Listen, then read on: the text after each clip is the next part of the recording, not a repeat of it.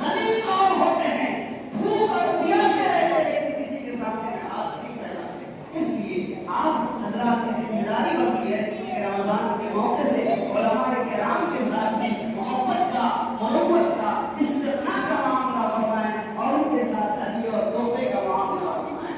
اللہ تعالیٰ ہم کو اور آپ کو اہل سنت سے زیادہ عمل کی توفیق نصیب فرمائے۔ تیسری اور آخری بات